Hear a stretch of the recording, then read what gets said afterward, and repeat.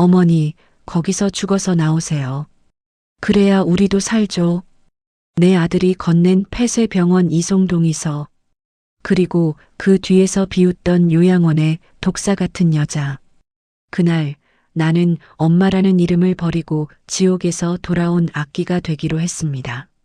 나이 70이 넘어 사랑에 미치면 눈에 뵈는 게 없다는 말, 그게 제 이야기가 될 줄은 꿈에도 몰랐습니다. 평생 자식들 뒷바라지하며 굳은 살 박힌 손으로 읽어온 제 인생이 단 몇 달 만에 한 여자의 강교한 혀끝에 노라나 처참하게 무너져 내렸으니까요. 지금 제 몰골이 어떤지 아십니까? 자식들에게는 절연당하고 평생 모은 재산은 공중분해되었으며 결국 이곳 차디찬 요양원 구석에서 죽음만을 기다리는 신세가 되었습니다. 하지만 제가 왜 이 이야기를 꺼내는지 아십니까?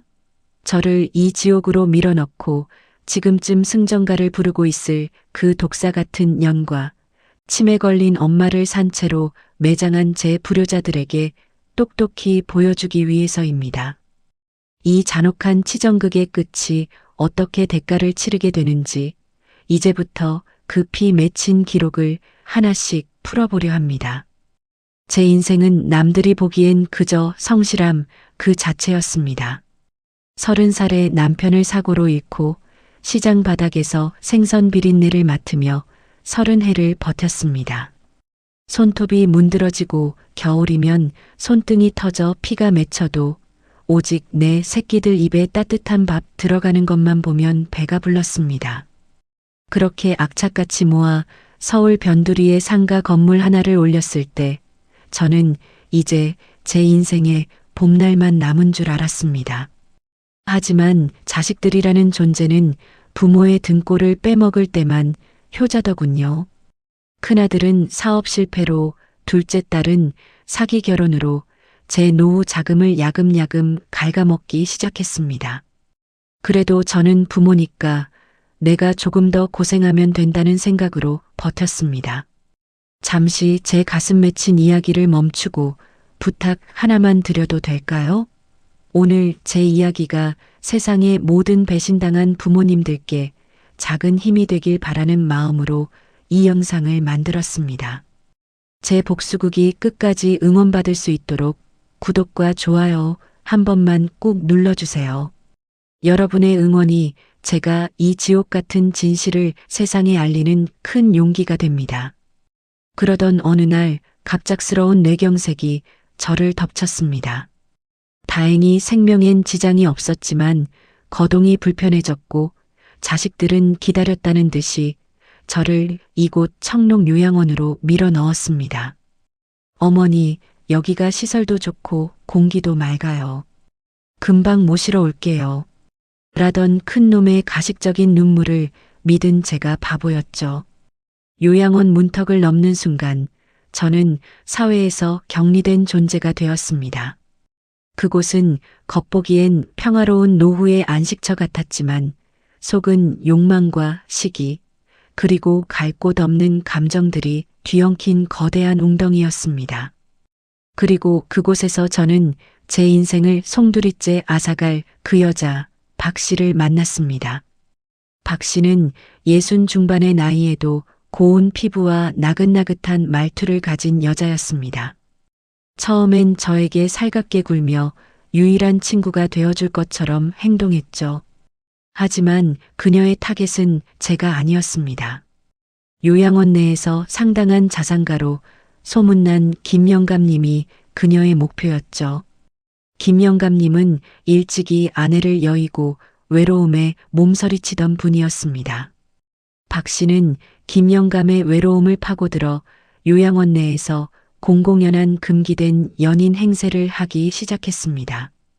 그런데 문제는 그들의 애정 행각이 단순히 노년의 로맨스가 아니었다는 점입니다. 어느 날 밤 화장실을 가려다 우연히 듣게 된 박 씨의 통화 내용은 제 심장을 얼어붙게 만들었습니다. 걱정 마, 영감탱이 인감도장은 벌써 확보했으니까. 조금만 더 약 기운에 취하게 만들면 건물명에 넘기는 건 시간 문제야.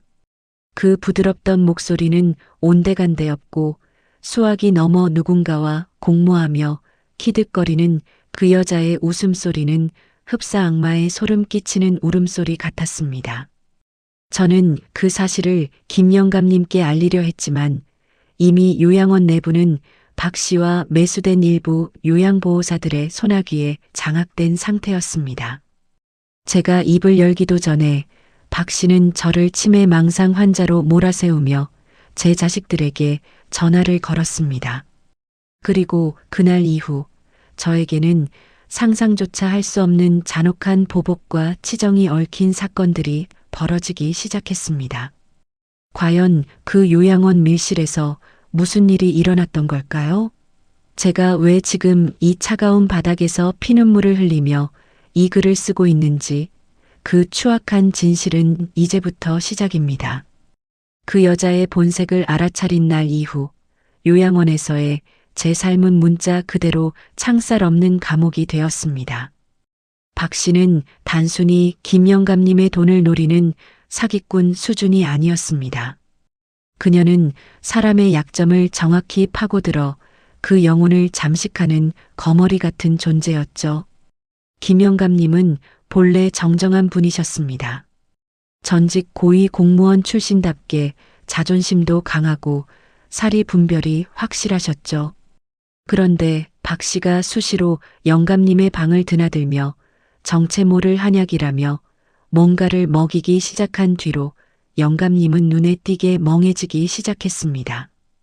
제가 복도에서 마주칠 때마다 영감님, 저 여자가 주는 거 함부로 드시지 마세요라고 귀띔을 해도 영감님은 그저 초점 없는 눈으로 저를 바라보며 우리 자식들보다 박 여사가 훨씬 나아. 나를 이렇게 지극정성으로 돌봐주는데 라며 헛웃음만 지을 뿐이었습니다. 그 광경을 뒤에서 지켜보던 박 씨의 그 서늘한 미소를 저는 아직도 잊을 수가 없습니다. 입은 웃고 있었지만 눈은 마치 사냥감을 노려보는 뱀처럼 차갑게 식어 있었죠. 그 여자는 제가 자기 비밀을 알고 있다는 걸 눈치채자마자 아주 치밀하게 저를 매장할 계획을 세웠습니다. 어느 날 오후 요양원 공용 거실에서 사건이 터졌습니다. 저는 평소처럼 소파에 앉아 텔레비전을 보고 있었는데 박 씨가 갑자기 제 곁으로 다가오더니 자기 손목을 제 손으로 낚아채는 신용을 하며 자지러지게 비명을 지르는 게 아니겠습니까? 아이고, 이 할머니가 왜 이래? 나를 왜 때려요? 순식간에 요양보호사들과 다른 노인들이 모여들었습니다. 저는 손도 대지 않았다고 이 여자가 미친 짓을 하는 거라고 소리를 질렀지만 박 씨는 이미 눈물 콧물을 다 짜내며 바닥에 주저앉아 벌벌 떨고 있었습니다. 더 기가 막힌 건 평소 박 씨에게 용돈을 받아 챙기던 요양보호사들이었습니다. 어르신, 요즘 자꾸 왜 그러세요? 저번에 김어르신 방에도 몰래 들어가셨다면서요? 하지도 않은 일들을 마치 사실인 양 떠들어대며 저를 폭력성을 동반한 치매 환자로 몰아갔습니다. 억울함에 가슴을 치며 자식들에게 전화를 걸었지만 돌아온 건 싸늘한 모궁이었습니다. 이미 박 씨가 선수쳐서 제 아들에게 연락을 해두었더군요. 어머니 증세가 심해지셔서 다른 분들께 피해를 주니 약을 더 강하게 써야 할 것 같다고요. 아들놈은 제 말은 듣지도 않고 엄마 제발 좀 가만히 계세요. 거기서 사고치면 우리가 얼마나 난처한지 아세요? 라며 짜증 섞인 목소리로 전화를 끊어버렸습니다. 평생을 바쳐 키운 내 새끼가 나를 남보다 못한 괴물 취급하는 그 순간 제 가슴 한쪽이 무너져 내리는 소리가 들렸습니다. 박 씨는 그런 저를 비웃기라도 하듯 면회온 제 아들 앞에서는 세상 천사 같은 표정으로 제가 어머니 잘 달래볼게요. 너무 걱정 마세요라며 위선을 떨었습니다. 그날 밤부터 저는 강제로 조제된 알 수 없는 약들을 먹어야 했습니다. 잠이 쏟아지고 혀가 꼬이며 정신이 몽롱해지는 약들이었습니다. 제가 약을 뱉으려 하면 요양보호사들은 제 턱을 강제로 벌리고 약을 밀어 넣었습니다. 다 어르신 생각해서 그러는 거예요 라는 소름 끼치는 말과 함께 말이죠. 정신이 혼미해지는 와중에도 저는 보았습니다. 옆방 김영감님의 방에서 흘러나오는 박 씨의 낮은 웃음소리를요. 그녀는 이제 대놓고 영감님의 침대 옆에 앉아 각종 서류에 영감님의 지장을 찍게 만들고 있었습니다. 영감님은 그게 무슨 서류인지도 모른 채 그저 박 씨가 손을 잡아주는 게 좋아 아이처럼 웃고만 있었습니다. 저는 벽을 긁으며 절규했습니다. 저 여자의 정체를 밝혀야 한다고 누군가 제발 도와달라고요. 하지만 요양원의 높은 담벼락 안에서 제 목소리는 그저 미친 노파의 헛소리로 치부될 뿐이었습니다. 하지만 박 씨는 몰랐을 겁니다. 제가 그 정신없는 약 기운 속에서도 오직 한 가지 생각으로 버티고 있었다는 것을요. 바로 복수였습니다. 나를 미치광이로 만들고 한 노인의 인생을 갈취하며 내 자식들까지 속여 넘긴 그 여자를 반드시 지옥으로 끌고 가겠다는 일념 하나로 저는 먹는 신용만 하고 약을 혀 밑에 감추기 시작했습니다. 그리고 요양원 깊숙한 곳에서 벌어지는 그 추악한 치정극의 결정적인 증거를 잡기 위해 저는 스스로를 더 깊은 어둠 속으로 밀어넣기로 결심했습니다. 박 씨가 영감님의 재산을 모두 가로채고 영감님을 버리려 하는 그 결정적인 그날이 오기만을 기다리며 저는 조용히 칼을 갈았습니다. 이제 평범한 할머니의 모습은 버렸습니다. 이 요양원이라는 지옥에서 살아남아 그 악녀의 목을 죄일 수만 있다면 저는 기꺼이 악귀가 될 준비가 되어 있었으니까요. 그렇게 며칠이 지났을까 드디어 기회가 찾아왔습니다. 박 씨의 공범으로 보이는 한 남자가 밤늦게 면회를 온 것이죠. 요양원 원장조차 퇴근한 고요한 밤, 그들은 김영감님의 방에 모여 마지막 축배를 들고 있었습니다.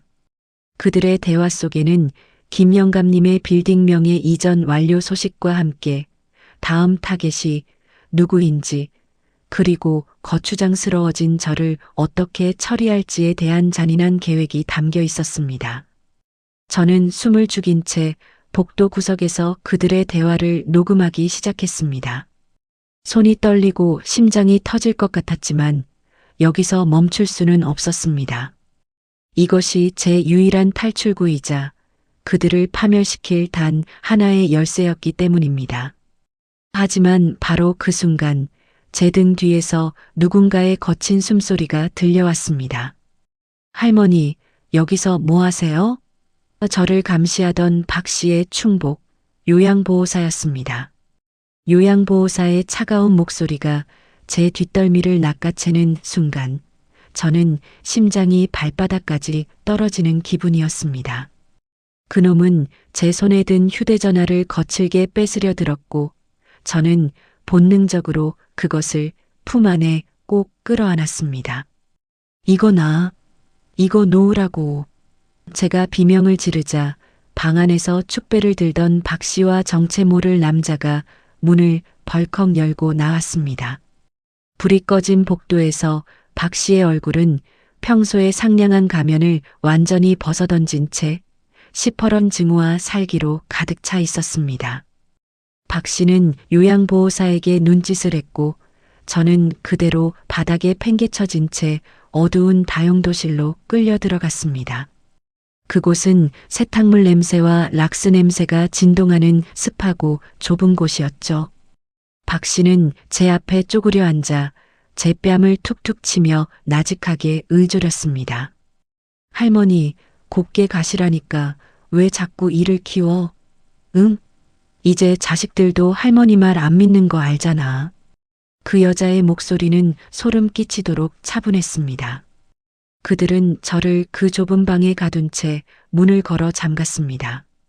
그리고는 제 아들에게 전화를 걸어 어머니가 발작을 일으켜 다른 환자를 공격했다며 거짓말을 늘어놓았습니다.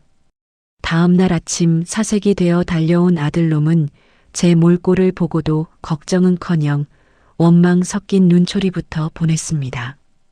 엄마, 정말 왜 이래? 박 여사님이 아니었으면 경찰서 갈 뻔했대잖아. 제발 정신 좀 차려. 아들의 그 한마디는 제 가슴에 대못을 박았습니다. 제가 아무리 박 씨의 녹음 내용을 말하려 해도 그들은 이미 제 휴대전화를 초기화시킨 뒤였고 저는 그저 피해망상에 사로잡힌 노인네가 되어 있었습니다. 박 씨는 아들 뒤에서 손수건으로 눈물을 닦는 척하며 제가 더 신경 쓸게요. 아드님이라며 위선을 떨었습니다. 저는 그 광경을 보며 피눈물을 삼켰습니다. 내 배 아파 낳은 자식이 저 독사 같은 년의 혓바닥에 놀아나 제 어미를 정신병자 취급하는 이 현실이 꿈이기를 수천 번 기도했습니다. 그날 이후로 저는 요양원 내에서 철저히 격리되었습니다. 방 밖으로 나가는 것조차 통제되었고 식사는 개밥처럼 으깨진 채 방으로 배달되었습니다. 하지만 박 씨는 저를 죽이지는 않았습니다. 아니, 죽이는 것보다 더 잔인한 계획이 있었던 거죠. 그녀는 김 영감님의 인지 능력이 완전히 바닥을 치기를 기다리며 그 과정을 목격한 유일한 증인인 저를 서서히 말려주기려 했습니다. 매일 밤 박 씨는 김 영감님의 방에서 흘러나오는 신음 섞인 웃음소리와 함께 영감님의 재산이 자신의 명의로 넘어가는 서류들을 하나씩 정리해 나갔습니다. 저는 벽에 귀를 대고 그 소리를 들으며 복수의 칼날을 더욱 날카롭게 갈았습니다. 다행히 그들이 모르는 사실이 하나 있었습니다. 제가 휴대전화를 뺏기기 직전 녹음 파일 하나를 이미 제 개인 클라우드에 전송해 두었다는 사실이었죠. 기계에 서툰 노인네라고 무시했던 그들의 오만이 저에게는 유일한 희망의 빗줄기가 되었습니다. 저는 이제 더 이상 울지 않았습니다. 대신 박 씨가 가져다 주는 약을 먹는 척하며 화분 밑에 차곡차곡 숨겼고 몽롱한 연기를 하며 그들의 방심을 유도했습니다. 박 씨는 제가 완전히 넋이 나간 줄 알고 제 방 앞에서 대놓고 그 남자와 공모를 이어갔습니다. 이제 영감탱이는 끝났어. 다음 달에 요양병원으로 옮겨버리고 나면 이 건물은 완전히 내 거야. 아, 그 망할 할망구도 그때 같이 처리해버리자고. 사고사로 위장하는 건 일도 아니지. 그 남자의 걸걸한 웃음소리가 복도를 울렸습니다. 그들은 이미 승리에 도취해 있었습니다. 하지만 그들은 몰랐습니다. 제가 요양원의 모든 구조를 파악하고 밤마다 몰래 빠져나갈 수 있는 유일한 통로인 배식구와 연결된 비상문을 눈여겨보고 있다는 것을요. 어느덧 김 영감님의 상태는 극도로 악화되어 제 이름조차 기억하지 못하는 지경에 이르렀습니다. 박 씨는 영감님의 손에 펜을 쥐어주고 마지막 남은 상가 건물의 매매 계약서에 사인을 강요하고 있었습니다. 그 광경을 문틈으로 지켜보며 저는 때가 왔음을 직감했습니다. 박 씨가 승전보를 울리며 가장 방심할 그 순간 그녀의 모든 것을 무너뜨릴 완벽한 함정을 파야 했습니다. 저는 요양원 원장의 개인 컴퓨터에 접근할 수 있는 짧은 틈을 노리기 위해 매일 아침 청소 시간을 기다렸습니다. 제가 치매 환자인 척하며 바닥에 침을 뱉고 소란을 피우는 동안 요양보호사들의 시선이 분산되는 그 찰나의 순간이 제 유일한 기회였습니다. 인생의 밑바닥까지 추락해 본 사람은 잃을 게 없습니다. 자식에게 버림받고 명예를 짓밟히고 육체마저 쇠약해진 저는 이제 오직 도끼 하나로 움직이는 기계와 같았습니다. 박 씨는 자신의 치밀함에 취해 제가 얼마나 무서운 계획을 세우고 있는지 꿈에도 몰랐을 겁니다. 노년에 금기된 사랑이라는 허울 좋은 껍데기 아래 숨겨진 추악한 욕망의 끝이 어떤 것인지, 그리고 그 욕망이 자신을 어떻게 파멸로 이끌 것인지 제가 똑똑히 보여줄 차례였습니다. 저는 마지막 힘을 다해 제 클라우드 비밀번호를 기억해냈고 외부로 도움을 요청할 수 있는 단 한 사람, 과거 저에게 큰 빚을 졌던 옛 지인에게 연락할 방법을 찾아냈습니다. 그 밤 요양원의 정막을 깨고 들려온 부엉이 울음소리는 마치 복수의 서막을 알리는 종소리처럼 제 귓가를 때렸습니다. 이제 며칠 뒤면 이 지옥 같은 요양원은 박 씨의 무덤이 될 것입니다. 복수의 서막이 오르기 전 요양원의 공기는 평소보다 더 무겁고 습했습니다. 박 씨는 이제 승리가 코앞이라 믿었는지 제 방을 드나들 때마다 비릿한 승리자의 미소를 지어 보였습니다. 그녀는 김영감님의 마지막 남은 자산인 서울 근교의 땅마저 자신의 조카라는 놈의 명의로 돌리는 작업을 마무리하고 있었습니다. 그 과정에서 김영감님은 말 그대로 살아있는 시체가 되어갔습니다.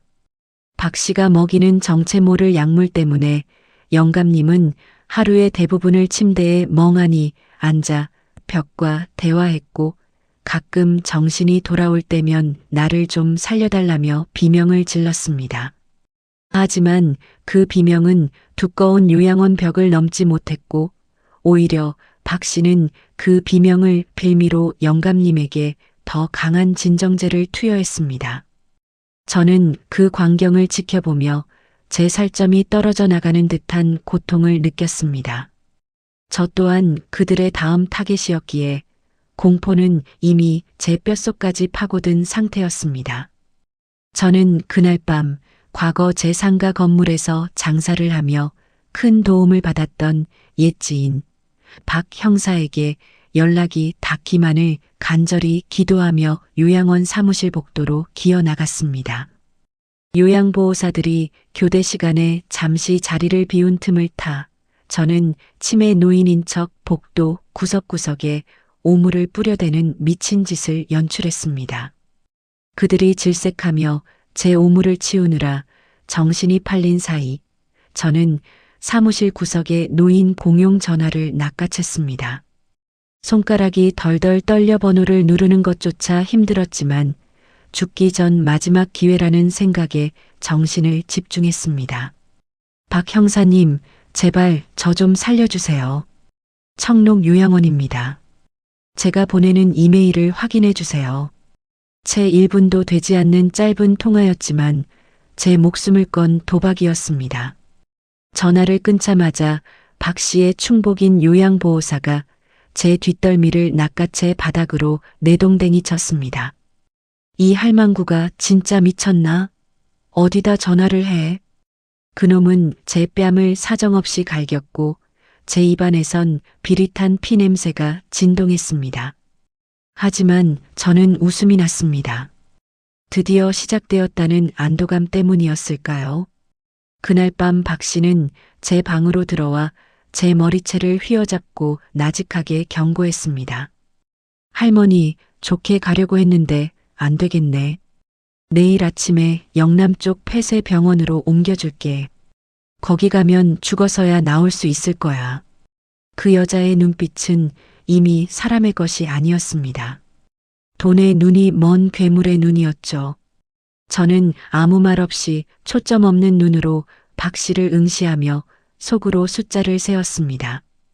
박 형사가 제 이메일을 확인하고 움직이는 데 걸리는 시간, 그리고 제가 확보한 그 녹음 파일이 세상을 뒤흔들 시간을요. 제 아들에게도 마지막 기회를 주고 싶어 눈물로 호소했던 제 자신이 너무나 한심하게 느껴졌습니다.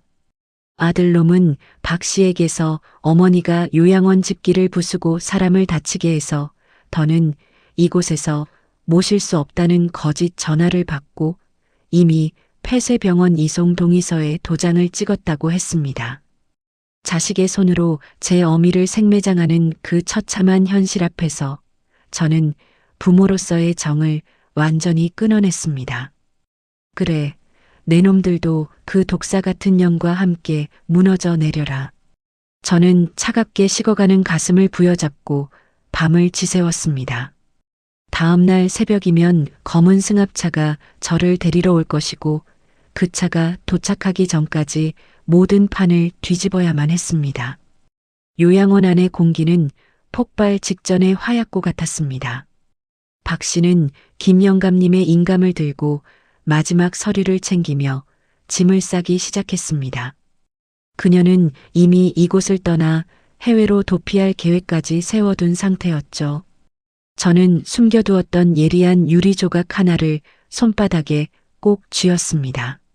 만약 박 형사가 제 시간에 도착하지 못한다면 저는 저 여자의 목덜미를 긋고 저도 함께 지옥으로 가겠다는 마지막 결심을 했습니다. 노년의 평온한 안식처여야 할 이곳이 욕망과 배신이 뒤엉킨 도살장으로 변해가는 순간이었습니다.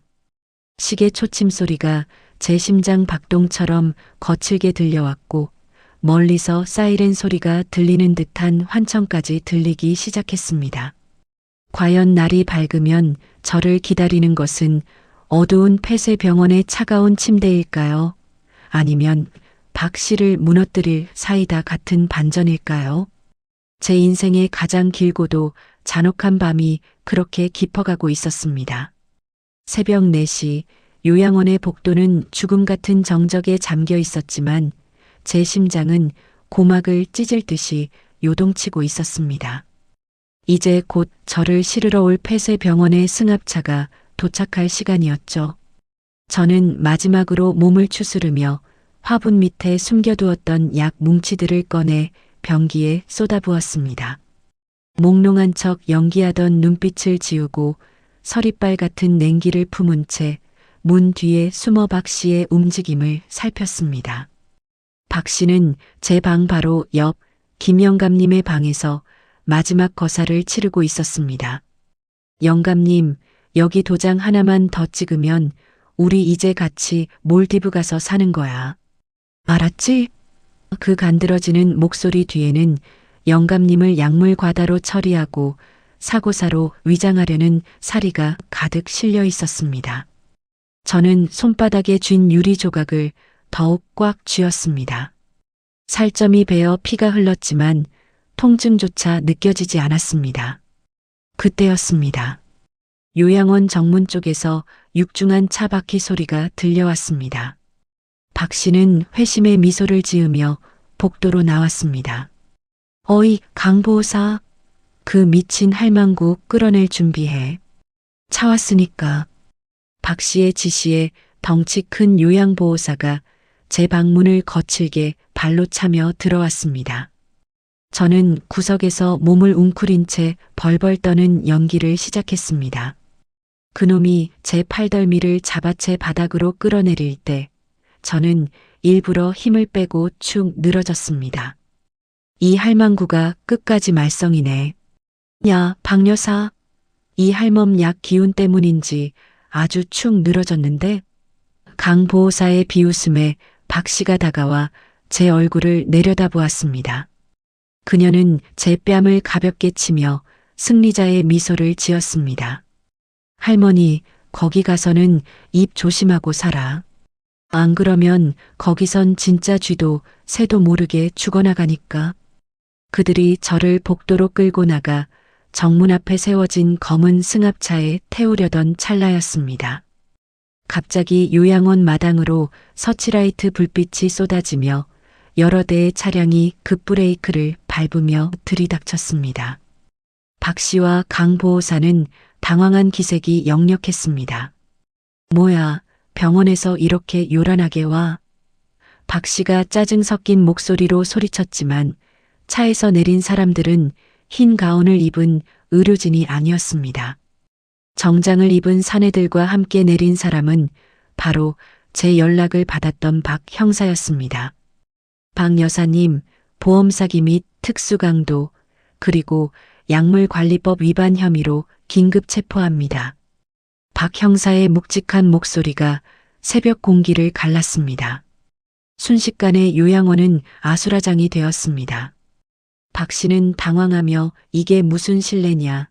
나는 아무 잘못도 없다며 발뺌을 했지만 박 형사는 이미 제 클라우드에서 다운로드한 녹음 파일과 제가 미리 확보해둔 약물 샘플을 들고 있었습니다. 할머니, 늦어서 죄송합니다. 박 형사가 저를 부축하며 건넨 그 한마디에 참았던 눈물이 터져 나왔습니다. 하지만 박 씨는 포기하지 않았습니다. 그 녹음 파일, 그거 치매 노인이 조작한 거야. 내가 영감님을 얼마나 정성껏 돌봤는데. 그녀는 오히려 큰 소리를 치며 위세를 떨었습니다. 그때 제가 미리 포섭해 두었던 또 다른 목격자가 나타났습니다. 바로 박 씨에게 무시당하며 화장실 청소를 하던 막내 요양보호사였습니다. 그녀는 박 씨가 김 영감님의 인감을 훔치는 장면을 찍은 영상을 내밀었습니다. 상황이 급반전되자 박 씨의 얼굴은 흑빛으로 변했습니다. 그녀는 도망치려 발버둥 쳤지만 이미 형사들에게 양팔을 붙잡힌 뒤였습니다. 저는 그녀의 앞으로 다가가 떨리는 손으로 그녀의 뺨을 세게 후려쳤습니다. 내 인생을 망치고 사람의 목숨을 돈으로 본데가다. 지옥에나 가라. 제 일침에 박 씨는 악을 쓰며 저주를 퍼부었지만 그 추악한 입은 곧 형사들에 의해 막혔습니다. 하지만 여기서 끝이 아니었습니다. 멀리서 소식을 듣고 달려온 제 아들놈들이 당황한 표정으로 차에서 내리는 모습이 보였습니다. 어머니, 이게 어떻게 된 일이에요? 가식적인 걱정을 내비치는 아들들을 보며 저는 서늘하게 웃었습니다. 이제 박 씨뿐만 아니라 제 등에 칼을 꽂았던 자식들에게도 처절한 참교육을 시작할 때가 된 것입니다. 제 복수의 이막은 이제 막 오르고 있었습니다. 박 씨가 수갑을 찬 채 호송차로 끌려가는 뒷모습을 보며 저는 가슴 깊은 곳에서 올라오는 뜨거운 냉소를 삼켰습니다. 하지만 진짜 비극은 그 뒤에 서 있던 제 자식들이었습니다. 큰아들과 둘째 딸은 상황 파악이 안 되는지 멍하니 서 있다가 형사들이 박 씨의 가방에서 쏟아져 나온 김 영감님의 인감과 각종 양도 서류들을 압수하는 것을 보고서야 제 앞으로 달려왔습니다. 어머니, 세상에 저 여자가 정말 그런 나쁜 년이었어요? 저희는 정말 몰랐어요. 다 어머니 건강을 위해서 그런 줄로만 알고. 큰아들 놈이 제 손을 잡으려 길길이 뛰었지만 저는 그 불결한 손을 거칠게 뿌리쳤습니다. 몰랐다고? 내가 방 안에서 피눈물을 흘리며 전화를 걸 때 너희가 뭐라고 했니? 제발 정신 좀 차리라고, 창피하게 만들지 말라고 하지 않았더냐. 제 서늘한 목소리에 아들놈의 눈동자가 갈피를 못 잡고 흔들렸습니다.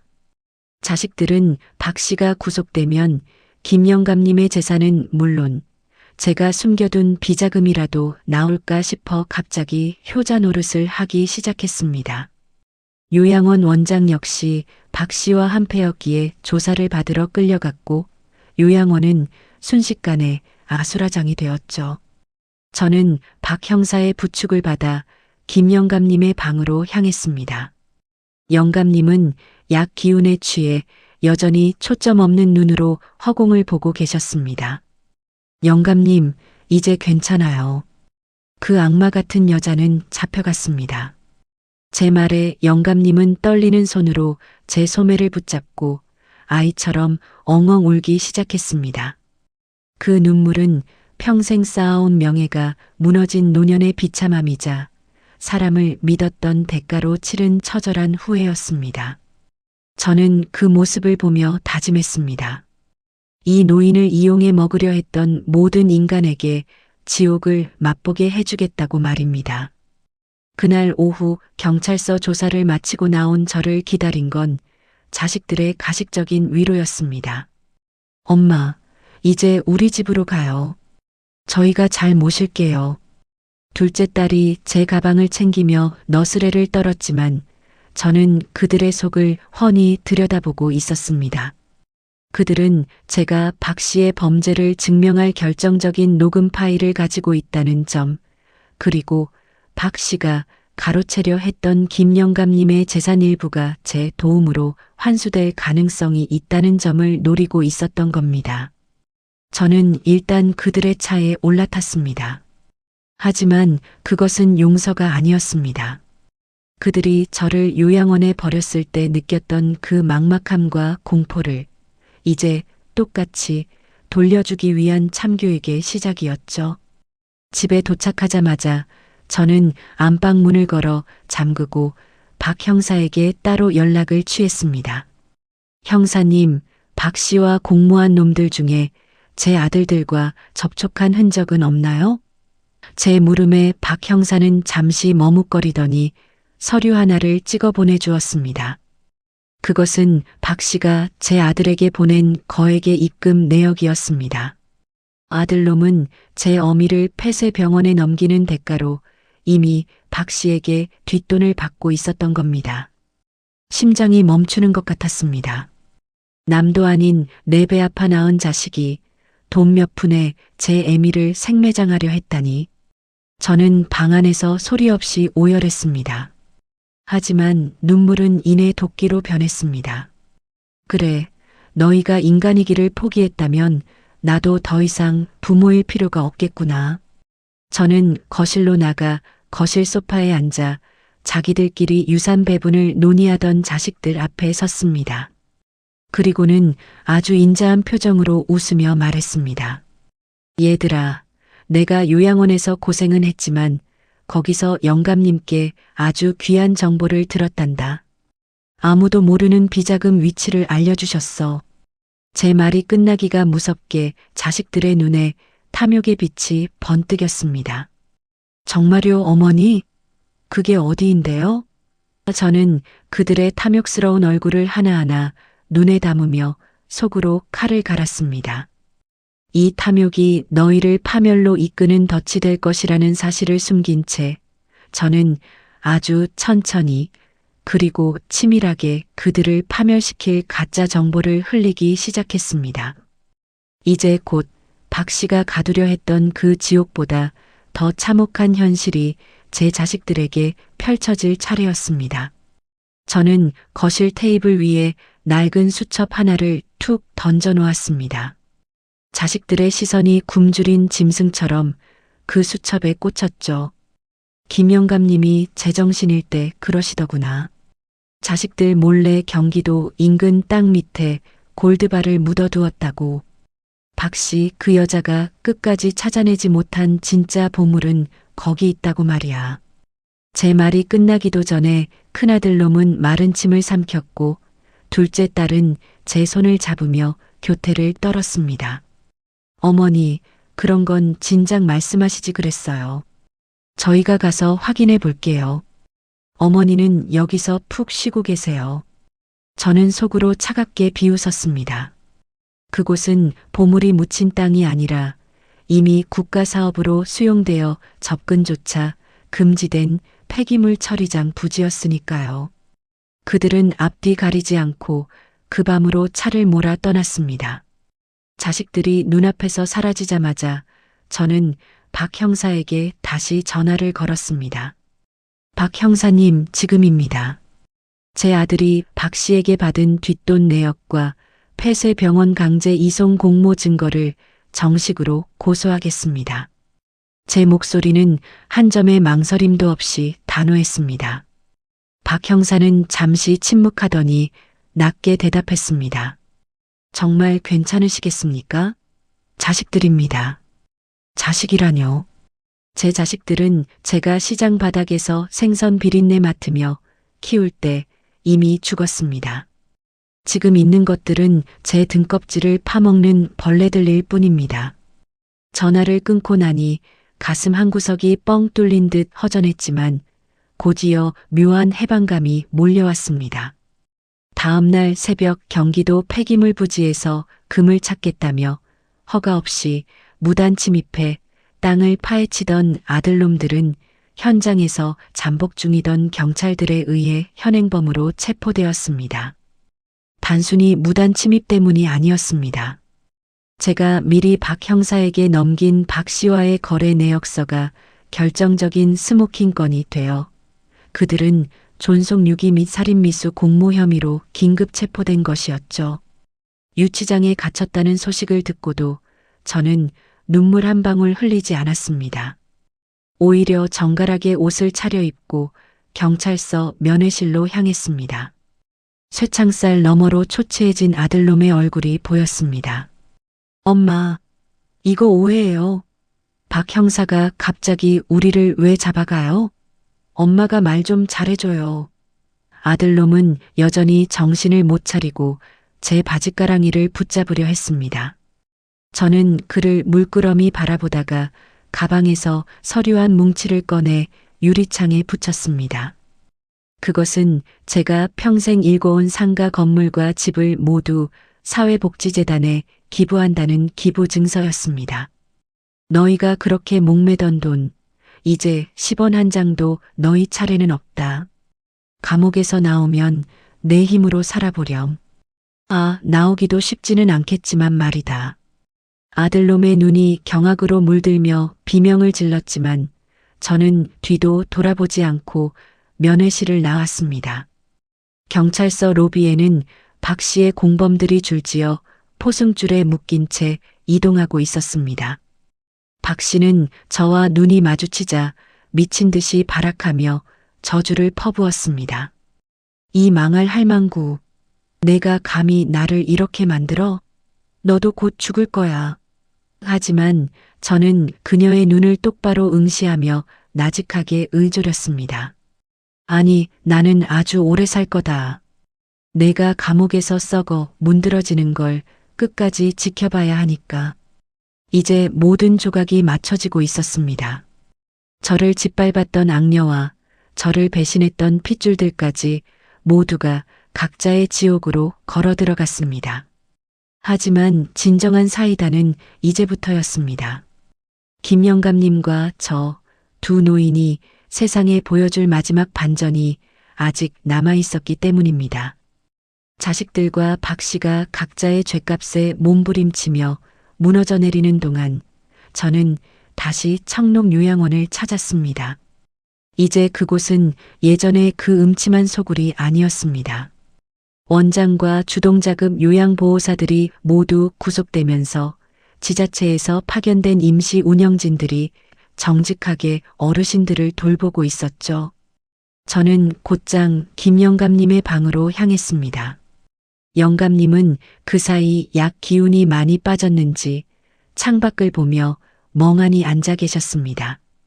제가 방에 들어서자 영감님은 천천히 고개를 돌려 저를 바라보셨습니다. 왔소? 나를 지옥에서 꺼내준 사람. 영감님의 목소리는 가늘게 떨리고 있었지만 눈빛만은 처음 만났을 때처럼 맑게 돌아와 있었습니다. 영감님은 박 씨에게 빼앗겼던 상가 건물과 토지 대부분을 박 형사의 도움으로 되찾으셨습니다. 하지만 영감님은 그 재산을 다시 가질 생각이 없으셨죠. 이미 죽은 목숨이나 다름없던 나를 살려낸 건 자네의 도끼였네. 내 자식들도 박 여사랑 다를 바 없어.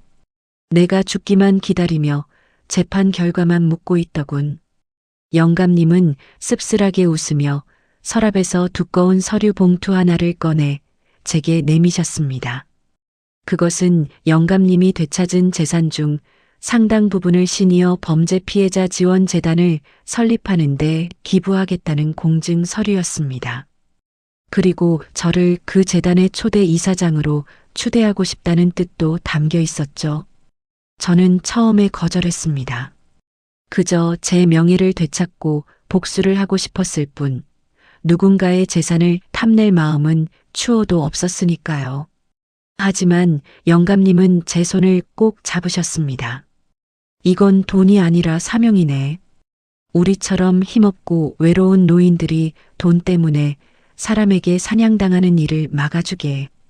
자네처럼 강한 사람이라야 저 악마들과 싸울 수 있어. 영감님의 진심 어린 부탁에 저는 결국 고개를 끄덕였습니다. 평생 생선 비린내 풍기며 자식들 입에 밥 들어가는 것만 낙으로 알던 노파가 이제는 세상의 부조리한 칼날에 맞서 싸우는 방패가 되기로 결심한 순간이었습니다. 한편 감옥에 갇힌 제 자식들은 여전히 정신을 차리지 못하고 매일같이 탄원서를 보내왔습니다. 엄마, 한 번만 살려주세요. 우리가 잘못했어요. 나가면 정말 효도할게요. 그들의 편지를 읽을 때마다 가슴 한구석이 아릿하긴 했지만 저는 단 한 통의 답장도 보내지 않았습니다. 오히려 그들이 감옥 안에서 듣게 될 가장 잔혹한 소식을 준비했죠. 바로 제가 전 재산을 사회에 환원하고 김영감님과 함께 재단을 설립해 고통받는 다른 노인들을 돕는 모습이 연일 뉴스에 보도되게 만든 것입니다. 텔레비전을 통해 세상의 칭송을 받는 제 모습을 보며 쇠창살 안에서 피눈물을 흘릴 그들의 탐욕을 생각하니 그것보다 더 큰 참교육은 없었습니다. 박 씨 역시 구치소 내에서 자살 기도를 했다는 소식이 들려왔습니다. 자신이 가로챘다고 믿었던 재산들이 단 1원도 손에 쥐어지지 않은 채 모두 국고로 환수되거나 기부되었다는 사실을 알고 미쳐버린 것이죠. 그녀는 감옥 안에서도 다른 재소자들에게 무시당하며 최하층의 삶을 살고 있다고 했습니다. 남의 눈에 피눈물을 흘리게 한 자는 자신의 눈에서 진물이 나야 한다는 망고의 진리를 그녀는 몸소 체험하고 있었습니다. 저는 이제 매일 아침 정갈하게 화장을 하고 재단 사무실로 출근합니다. 거동이 불편해 휠체어를 타야 할 때도 있지만 제 눈빛만은 그 어느 때보다 날카롭게 빛나고 있습니다. 하지만 이 평화로운 복수의 완성 뒤에 예상치 못한 인물이 다시 제 앞에 나타나며 마지막 폭풍을 예고하고 있었습니다. 그렇게 모든 것이 제자리를 찾아가는 줄로만 알았습니다.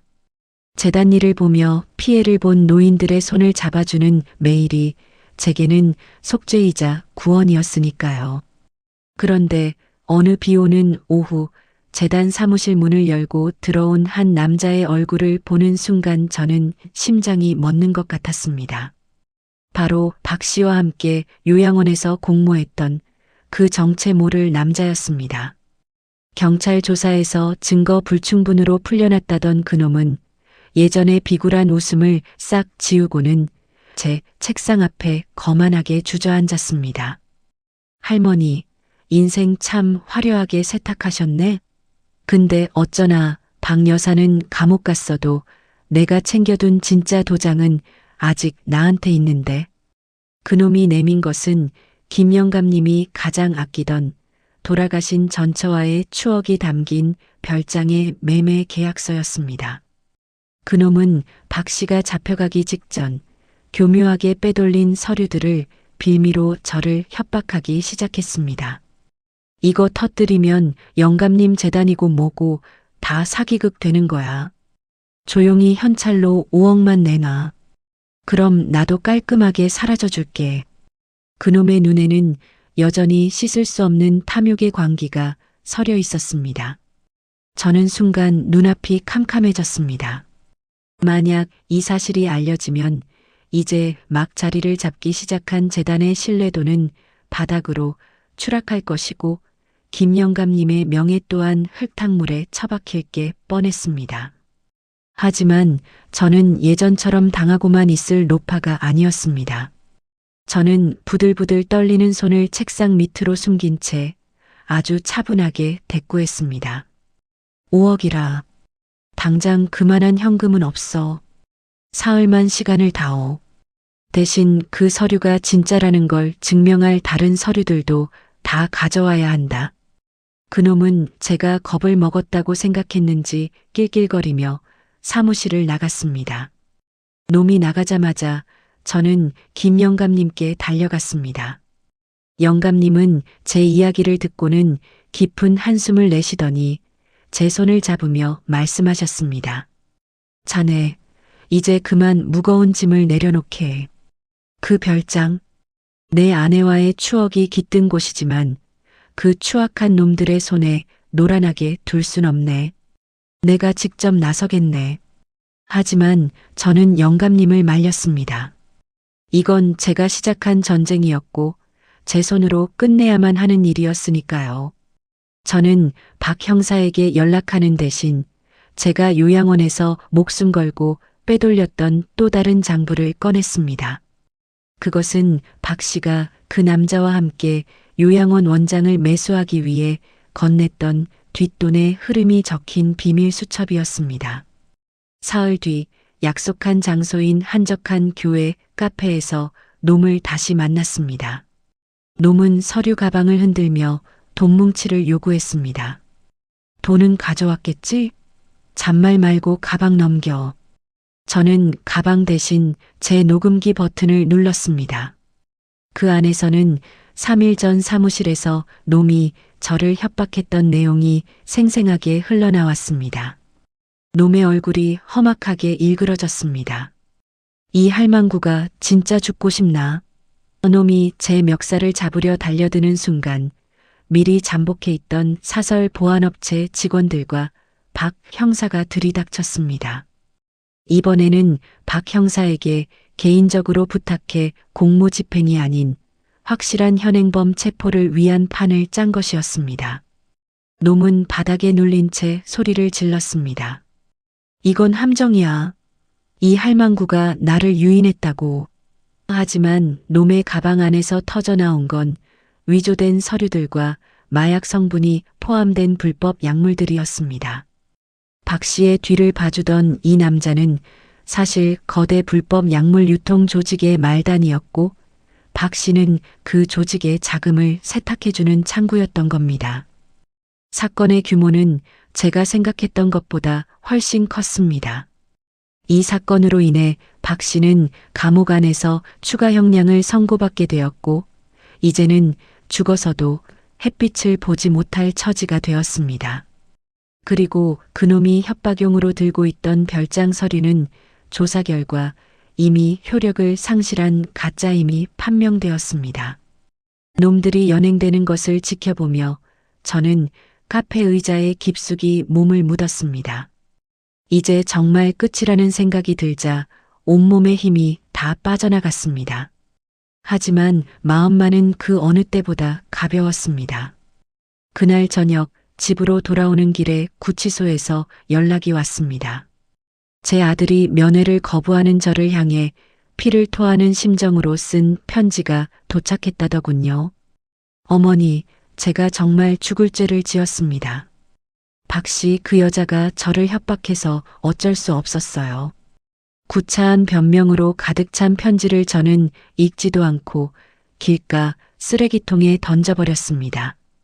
진정한 참교육은 용서하지 않는 것이라는 걸 저는 그들을 통해 배웠습니다. 이제 제 인생에 남은 갈무리를 준비해야 할 시간이 다가오고 있었습니다. 모든 폭풍이 지나간 뒤 제 세상은 유난히도 고요해졌습니다.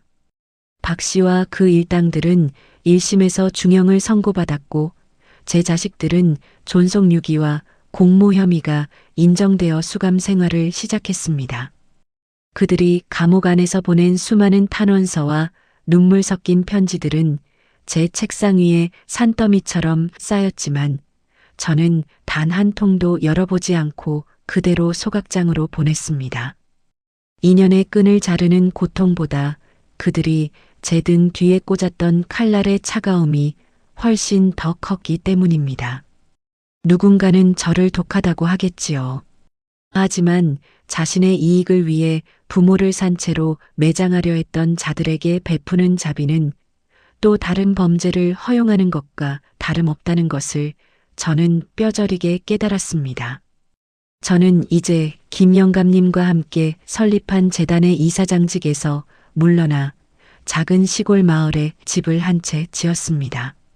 그곳에서 저는 매일 아침 텃밭을 일구고 저처럼 자식에게 버림받거나 사기를 당해 갈 곳 없는 노인들을 위해 작은 공부방을 운영하고 있습니다. 법률 지식이 없어 당하고만 있는 이들에게 제 경험을 나누고 그들의 억울함을 풀어주는 것이 제 남은 생의 유일한 목표가 되었습니다.